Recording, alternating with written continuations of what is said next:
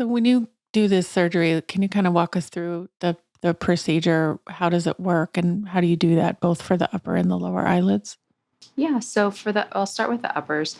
The upper eyelids, usually there's a little redundancy of skin and muscle, so I end up removing that, and then I evaluate, is there a little fat pocket, and possibly remove some of that. So as I'm talking to somebody, we're looking in the mirror, we're going through what they see, we're going through what I see, making sure that they don't actually have a droopiness to their eyelid that would require an ophthalmologist to repair the muscles. That's sort of a different conversation called ptosis. But for the eyelid surgery that I do, once we figure out what is the patient's concern, then we come up with the plan. Sometimes this can be done with local anesthetic or numbing medicine only in the office for the uppers. And sometimes it's a bit more work, or someone's just not up for having a procedure with numbing medicine in the office. And so in those situations, we would go to the operating room. It's a fairly straightforward, relatively short, about an hour, hour and a half for the uppers, and under general anesthesia if circumstances were such that it needed to go to the OR. Typically after surgery for the uppers and eventually for the lowers, you go home the same day. You have tapes on your eyelids for a week. There are some stitches that come out, and that's at a week's time, and the tapes come off, and then most people can go back to work and feel pretty presentable at a conversational distance at a week's time. And then for the lower eyelids, it's much the same as far as the evaluation, seeing what's going on with the patient, making sure that what their concerns are or what the procedure can offer. And then also checking to check eyelid tightness, things like that, because sometimes there's some supportive stitches or things that need to be placed. And we go through all of that to make sure their eyelid position is pretty or handsome afterwards. And once I get through the planning process with them, then we similarly would go back to the operating room. I do not do lower eyelid surgery under local anesthetic in the office.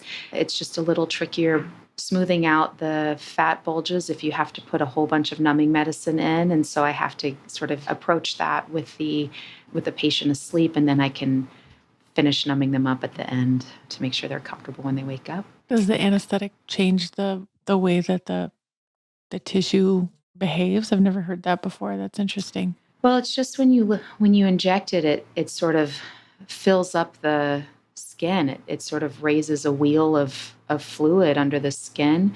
And when you're trying to really look at the contour of the fat pockets and make sure that transition between the eyelid and the cheek is nice and smooth, I find that if I put a whole bunch of numbing medicine in at the beginning, it makes it more difficult to tell that contour is just right. How long does the numbing medicine last after surgery? Like, does it keep you comfortable for the rest of the day?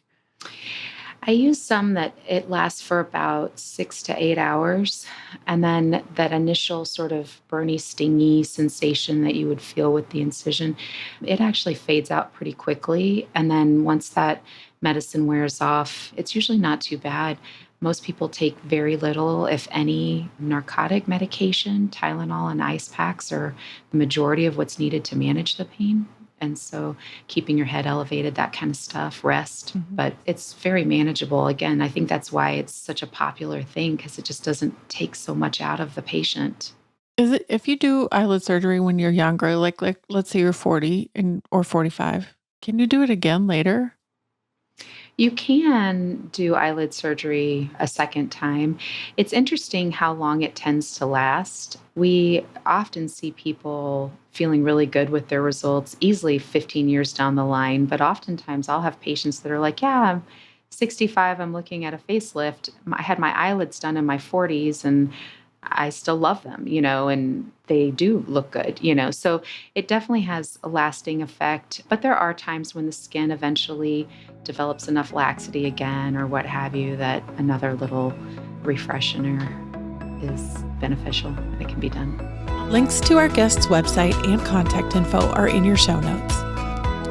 Follow us on Instagram at Where Before Meets After. Where Before Meets After is a production of The Axis, the podcast agency for aesthetics. THEAXIS.io.